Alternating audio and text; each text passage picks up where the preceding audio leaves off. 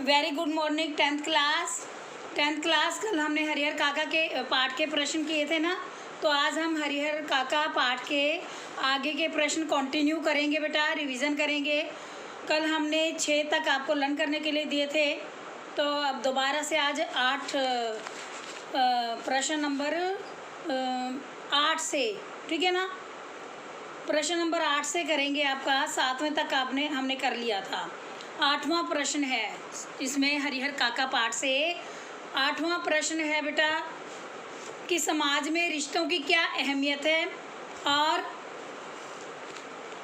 इस विषय पर अपने विचार प्रकट कीजिए। रिश्तों की अहमियत के बारे में कि समाज में रिश्तों की अहमियत है, क्योंकि संसार में मनुष्य जो है बेटा सामाजिक प्राणी है, वह रिश्तों के बिना नहीं रह सकता। तो उसको संसार को चलाने के लिए रिश्ते नाते संबंधों का महत्व होता है। रिश्तों के कारण से आजकल बहुत सारे पाप अत्याचार हो जाते हैं, अनाचारों का शमन भी हो जाता है, क्योंकि कई बार पाप दूर भी हो जाते हैं। आज शमन का होता है कि ख़त्म भी हो जाते हैं जब रिश्तों में मूल्यता आ जाती है, तो रिश्तों में अनाचार दुराचार भी ख़त्म हो जाता है। वंश परंपराएं चलती हैं, रिश्तों की डोर मजबूत होती है। अहमियत बोल रहा है ना हमने, तो समाज में रिश्तों की क्या अहमियत है, रिश्ते क्या इम्पोर्टेंस रखते हैं हमारे जीवन में बेटा। तो यही है कि मनुष्य सामाजिक प्राणी है। समाज में रिश्तों की बहुत बड़ी अहमियत है, बहुत विशेष अहमियत है, क्योंकि संसार को चलाने के लिए रिश्ते नातों संबंधों का होना बहुत आवश्यक है। रिश्तों के कारण ही पाप अत्याचार दुराचार सब खत्म हो जाते हैं, वंश की परंपराएं चलती हैं, रिश्तों की डोर मजबूत होती है। व्यक्ति कई बार बदनामी के कार्य करने से बच जाते हैं। क्योंकि सीख देने में रिश्तों की अहमियत बहुत मदद करती है। कई बार व्यक्ति जो है अपने मार्ग से भटक जाता है, तो उसके आपसी रिश्ते ही उन्हें समझाते हैं ना। आपसी रिश्ते में माता पिता बहन भाई बड़े बुजुर्ग जो भी हैं, तो वो सभी समझाते हैं, तो ये उनको सीख देने में भी बहुत बड़ी मदद मिलती है। लेकिन जो आज का माहौल है, आजकल रिश्तों की वैल्यू नहीं रही। आजकल रिश्तों को जो की अहमियत कम होती जा रही है। भौतिक सुखों की होड़ है, दौड़ है, तो इस प्रकार से स्वार्थ लिप्सा धर्म की आड़ में जो हिंसा वृत्ति फूल रही है, जैसे कि महंत और उसके जो अनुयायी थे, आदमी ठाकुरबाड़ी के जो लोग थे, वो सब स्वार्थ में डूबे हुए थे। यानी धार्मिक संस्थान है जो, वो भी हिंसा वृत्ति धर्म की आड़ में हिंसा में दुराचार में भरे हुए हैं। तो उन्होंने रिश्तों की अहमियत को एक औपचारिकता या आडंबर का जामा पहन लिया है। तो आज रिश्तों में से ज़्यादा धन दौलत को अहमियत देते हैं लोग। रिश्तों को इतना नहीं समझते हैं। उनका स्वार्थ पूरा होना चाहिए, बस उनको भौतिक सुख मिलने चाहिए, गाड़ियाँ मिलनी चाहिए, सुख सुविधाएं मिलनी चाहिए। रिश्तों का गए भाड़ में, यानी वो रिश्तों को कुछ नहीं देखते। तो इसलिए बेटा रिश्तों की दौड़, स्वार्थ लिप्सा, हिंसा वृत्ति सब इन्होंने घर कर लिया है। रिश्ते का मानवीय मूल्य खत्म हो गया है। रिश्तों से ज़्यादा धन दौलत को अहमियत दी जाने लगी है। अब है प्रश्न 9।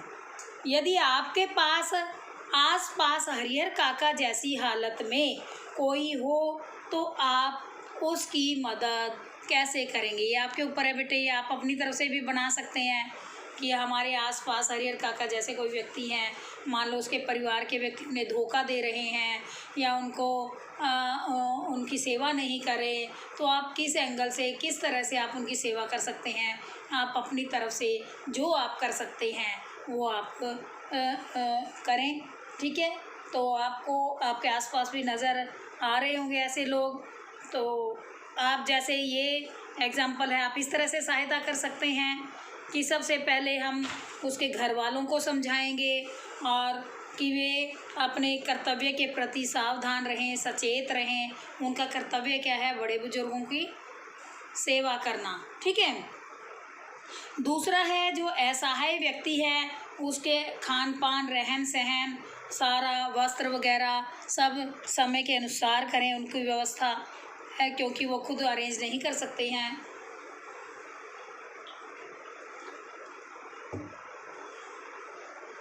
असहाय व्यक्ति के खान पान, रहन सहन, वस्त्र आदि की व्यवस्था कर सकते हैं। उनके परिवार के सदस्यों को समझाएं कि असहाय व्यक्ति की यदि सहायता करोगे तो तुम्हें फल अवश्य मिलेगा, अर्थात उनकी ज़मीन उनको अपने आप ही मिल जाएगी यदि तुम निस्वार्थ भावना से उनकी सेवा करेंगे। तो उनकी सेवा करें, उनके धन दौलत को ना देखें। इसी प्रकार धूर्त, महंत, पुजारी, साधु, यदि ऐसे लोग कहीं भी दिखाई देते हैं तो उनके विरुद्ध पुलिस में रिपोर्ट कर सकते हैं। पुलिस को बता सकते हैं कि इनकी आंखों पर लालच का चश्मा पड़ा हुआ है और ये निर्बल व्यक्ति की ज़मीन पर कब्जा करना चाहते हैं, असहाय व्यक्ति की ज़मीन को हथियाना चाहते हैं। ठीक है। उसके बाद महंत, भाई, साधु, पुजारियों, इन जहाँ भी अनाचार हो रहा है इस तरह का, जैसा हरिहर काका के साथ हुआ तो उसकी खबर पहले तो मीडिया नहीं थी, लेकिन आजकल तो मीडिया है, तो वो उसकी खबर मीडिया को भी दे सकते हैं ताकि ऐसे बुरे कर्मों का, दुष्कर्मों का प्रचार ना हो सके। सरकारी हस्तक्षेप से उन्हें अपनी किए हुए की सज़ा मिल सके और हरिहर काका जैसे हर व्यक्ति को उचित न्याय मिले। तो आप अपनी तरफ से ये कोशिश कर सकते हैं। अब है प्रश्न 10। प्रश्न 10 है कि हरिहर काका के गांव में यदि मीडिया होती, तो मीडिया की पहुंच होती तो उनकी क्या स्थिति होती, अपने शब्दों में लिखिए। यदि हरिहर काका के गांव में मीडिया की भूमिका होती, मीडिया होती तो क्या हो सकता था, तो उनकी दयनीय स्थिति जो आजकल दिखाई देती है कहानी के माध्यम से, वह कभी भी ना दिखाई देती। क्यों? क्योंकि उसकी खबर मीडिया को पता होती और वह सारे समाज में फैल जाती और लोग समाज के भय से हरिहर काका के साथ ऐसा व्यवहार कभी ना करते। ठीक है। तो जैसे हरिहर काका के गांव में यदि मीडिया की पहुंच होती तो उनकी ऐसी दयनीय स्थिति ऐसे कभी भी ना होती, कदापि ना होती, जैसे उनके भाइयों ठाकुरदारी के महंत ने की थी। मीडिया उनकी दयनीय स्थिति को दूरदर्शन पर दिखाकर सरकार और जनता का ध्यान इस ओर खींच लेता और हरिहर काका की सारी जो घटना है वह सारे देश की बन जाती। जैसे कि आजकल आपको बनी हुई, आप देखते रहते हो सुशांत संबंधी केस जो है, तरह तरह के हर रोज़ नए नए प्रश्न उभर कर आ रहे हैं, मीडिया को बताया जा रहा है। तो ऐसे ही बेटा, ऐसे ही हरिहर काका की घटना भी सारे देश की बन जाती और उनके भाई हरिहर काका की अच्छी तरह से देखभाल करने के लिए बाध्य हो जाते, क्योंकि उन्हें समाज का भय होता, तो समाज के भय से वो उनकी सेवा करते। ठाकुरबाड़ी के महंत सहित सभी लोगों का पर्दाफाश हो जाता, भांडाफोड़ हो जाता, जिससे हरिहर काका भय से मुक्त हो जाते, वो डरते ना पल पल और उनका जीना आसान हो जाता तथा उन्हें सारे लोगों की सहानुभूति भी मिल जाती। तो ये थे बेटा इसके बोध संबंधी प्रश्न। अब अन्य और प्रश्न हैं, जैसे कि हरिहर काका कहानी समाज के कौन से पहलुओं की ओर ध्यान आकर्षित करती है? क्या आपने हरिहर काका जैसे व्यक्ति को अपने आसपास देखा है? आप उनकी मदद कैसे करेंगे? अपने शब्दों में लिखें। यह भी आपको मैंने प्रश्न समझाया है, मिलता जुलता है। तो आपके अंतःकरण में जो भी भाव आए, जो भी विचार आए, ऐसे असहाय व्यक्ति की सेवा करने के लिए आप अपने विचार इस क्वेश्चन के माध्यम से लिख सकते हैं। आगे प्रश्न है, ठाकुरबाड़ी सदृश संस्थाओं का ग्रामीण समाज के प्रति कर्तव्यों और भूमिका के महत्व पर प्रकाश डालिए। यानी इसमें बताया गया है कि मंदिर, मस्जिद या ठाकुरबाड़ी जैसे जो पवित्र संस्थाएं मानी जाती है, तो ये जो आज का ग्राम्य जीवन है उनके प्रति कर्तव्य क्या होने चाहिए, तो उनके प्रति मुख्य दायित्व क्या है, किसका निर्वाह करना चाहिए कि इन संस्थाओं को, जो ठाकुरबाड़ी जैसी संस्थाएं हैं, धार्मिक आध्यात्मिक संस्थाएं हैं, तो इनको बेटा, इनको अपने महत्वपूर्ण दायित्व को निभाना चाहिए, अपना निर्वहन करना चाहिए कर्तव्य का। किसी भी संस्था को का ये उत्तरदायित्व होता है कि समाज में जो फैली हुई स्वार्थ की भावना है, व्याप्त किसे कहते हैं? फैली हुई, कि समाज में जो फैली हुई स्वार्थ की भावना है उसको दूर करके हर लोगों में प्रत्येक व्यक्ति में परोपकार की भावना को जगाएं, क्योंकि वही ऐसा कर सकते हैं। धार्मिक संस्थाओं के साधु संत ही ज्ञान का मार्ग दे सकते हैं, इसलिए वो अपने कर्तव्य के प्रति आश्वस्त हों और अपने दायित्व का निर्वहन अच्छे से करें। उन स्वार्थ भावना खुद की भी दूर करें, दूसरों को भी करें। परोपकार का मन भाव जगाएं लोगों के मन में। समाज में जो अराजकता, अन्याय, जो आपाधापी है, अनाचार, दुराचार, असंतोष है, यह सब, इन सब को दूर करें और उनमें संतोष और धैर्य का प्रचार करें। ये किसका कर्तव्य बनता है? धार्मिक संस्थाओं का बनता है। अब इस कहानी में भी तो ऐसे ही था कि ठाकुर बारी पर लोगों को इतनी गहरी आस्था थी, लेकिन उन्होंने इसका गलत फ़ायदा उठाया और उन्होंने इस आस्था, इस विश्वास के साथ धोखा किया। हरिहर काका के जैसे लोगों के साथ विश्वासघात किया, उनसे बुरा व्यवहार किया। उनके धार्मिक संस्थाएं भी इस प्रकार उसे कहते हैं भ्रष्टाचार के अड्डे बन चुके हैं। आजकल भी बहुत सारे हैं, बहुत से बाबाओं मुनिया जो बने बैठे हैं, वे भ्रष्टाचार फैला रहे हैं। तो ऐसे में ठाकुर बारी के महंत और साधु समाज के प्रति जनमानस में गुण का, विरक्ति और घृणा का भाव पैदा करते हैं, क्योंकि समाज एक अच्छे आदर्श की अपेक्षा करता है या इच्छा करता है। और लेकिन जब ऐसे समाज के साधु संत ही समाज को दूषित कर दें तो लोगों का सुधार ही नहीं हो सकता है। लोभ, लालच और षड्यंत्रों में फंसे साधु संतों के आचरणों से युवा पीढ़ी पर बहुत ही बुरा प्रभाव पड़ता है। धार्मिक संस्थाओं और समाज की उच्च आदर्शवादिता से उनका विश्वास उठने लगता है, जो किसी भी समाज के लिए बिल्कुल सही नहीं है। इसलिए उनको अपने दायित्व को पूरी तरह से निभाना चाहिए। अब अगला प्रश्न है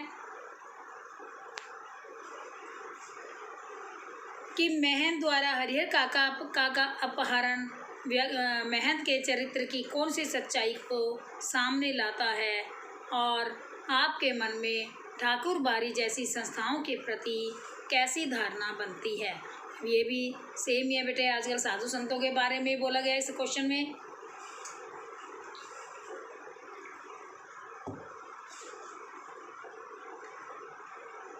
इस प्रश्न में कहा गया है कि जो महंत हरिहर काका का जो अपहरण कराता है तो इससे उसकी दबंगी और मौका परस्ती और लालची स्वभाव आगे आड़े आते हैं, क्योंकि वे साधु के वेश में ठग हैं। और ऐसे ठगों को देखकर हमारे मन में ऐसी ठाकुर बारी जैसी संस्थाओं के प्रति घृणा होने लगती है, क्योंकि आजकल के बदलते परिवेश में ये भ्रष्टाचार के अड्डे बन गए हैं।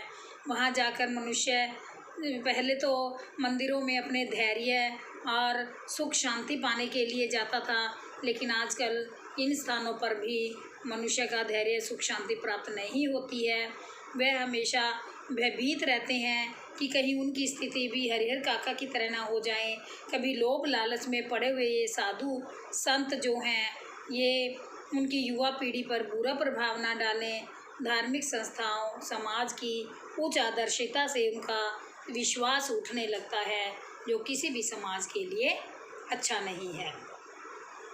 आगे है, अंत में हरिहर काका द्वारा जमीन के बारे में लिया जाने वाला निर्णय क्या था और परिवार के मूल्यों को कैसी स्थिति से प्रभावित करता है। हर व्यक्ति को यह कहानी, यह स्थिति क्या संदेश देती है। ये बहुत इंपॉर्टेंट क्वेश्चन है बेटे, ध्यान से सुने, क्योंकि गांव की जो ठाकुर बारी है, परिवार के सदस्यों से क्रूरतापूर्ण व्यवहार पाकर अंत में हरिहर काका ने जमीन को अपने पास ही रखने का फैसला किया, क्योंकि उसको पता चल गया था। इसलिए उसने अपनी ज़मीन की देखभाल के लिए एक सेवक भी रख लिया। उसका यह निर्णय परिवार को सामाजिक और आर्थिक प्रतिष्ठा के हनन के रूप में प्रभावित करता है। परिवार के वृद्ध व्यक्ति के अलग रहने की स्थिति, समाज में जो परिवार से अलग रह जाता है ना, आजकल जो बूढ़ा व्यक्ति है, तो लोग समाज के लोग हैं वो सम्मान की दृष्टि से नहीं देखते। परिवार की कलहपूर्ण स्थिति सबके समझ में आ जाती है, तो समाज को पता चल जाता है कि घर परिवार में रिश्तों और मानवीय भावनाओं का कोई मूल्य ही नहीं है। आर्थिक रूप से भी परिवार प्रभावित होता है, क्योंकि संपत्ति जो है छोटे छोटे भागों में विभक्त होने लगती है। हर स्थिति हर व्यक्ति को यही संदेश देती है कि परिवार जैसी सुदृढ़ संस्था का विघटन हमेशा हानिकारक होता है। इसलिए पारिवारिक मूल्यों की रक्षा करनी बहुत ही आवश्यक है। घर परिवार में वयोवृद्धों को पर्याप्त सम्मान, सुरक्षा और प्रेम मिलना चाहिए तथा संबंध, संपत्ति दोनों के साथ प्रतिष्ठा भी सुरक्षित रह सकती है। लास्ट क्वेश्चन है इसका कि संयुक्त परिवार में सुखपूर्वक रहने के लिए आप किन किन जीवन मूल्यों को आवश्यक मानते हैं और क्यों? हरिहर काका पाठ के आलोक में उत्तर दीजिए। अब संयुक्त परिवार भारतीय संस्कृति की विभिन्न परंपराओं का एक महत्वपूर्ण अंग रहा है।